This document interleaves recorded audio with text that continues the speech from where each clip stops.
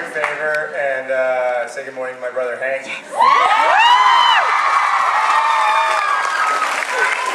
All you have to say is good morning, Hank. It's Monday on 3. Ready? 1, 2, 3. Good morning, Hank! It's Monday! Thank you.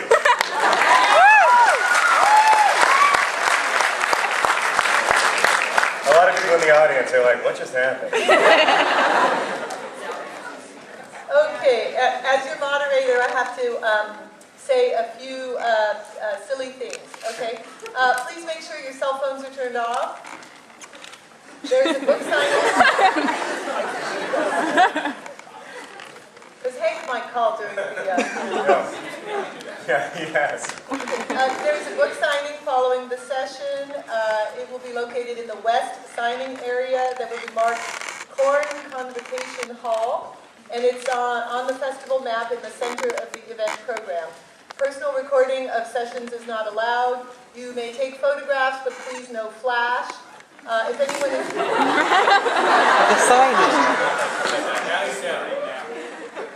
if anyone is tweeting from the panel, please use the hashtag #LATFOB.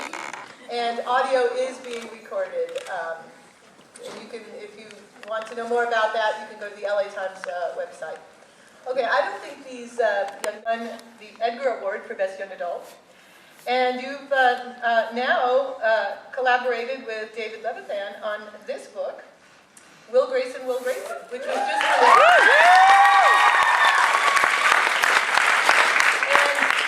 And debuted at number 3 on the New York Times bestseller.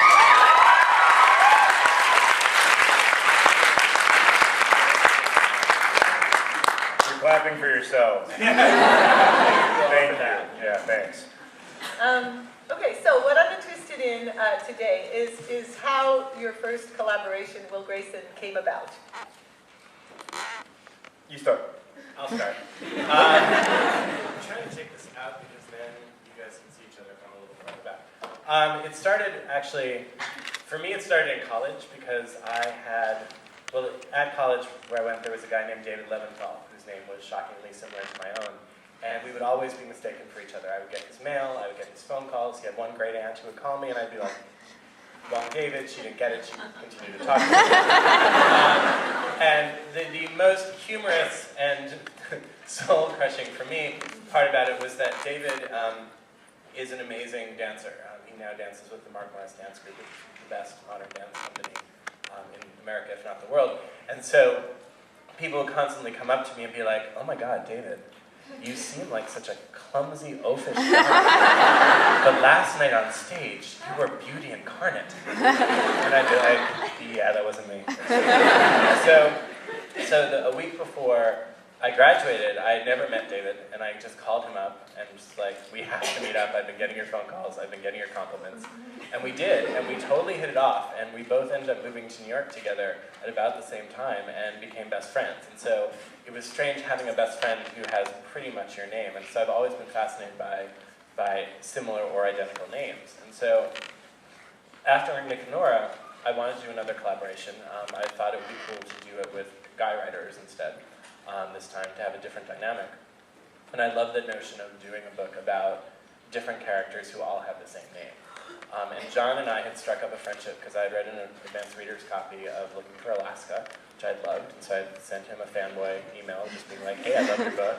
And he was all kidding when he wrote me back. And so we ended up like talking on the phone pretty much every Friday afternoon for a while, and then finally I popped the question, was just like, hey, I have this. And he said, I do. Why don't you take it from there?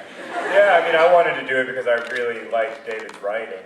I loved Boy Meets Boy, and I just read The Realm of Possibility right before we started talking, and loved it as well. And I thought it would be a great, I just thought it would be a great opportunity to write with someone of David's caliber. I thought the idea was really interesting. At that time, I was really interested in questions of identity and the relationship between chosen identities and the identities that you inherit in the form of your name and stuff. And so I thought it would be a really cool, interesting project. And so I said yes.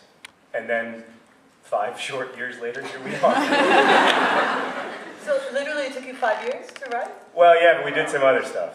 Yeah, we read a few other novels in the interim, but I mean, basically we would go back and forth, or we write simultaneously. The book is structured like an X. And so at the beginning, all we did was we chose Will's name, and we chose where and when they would meet.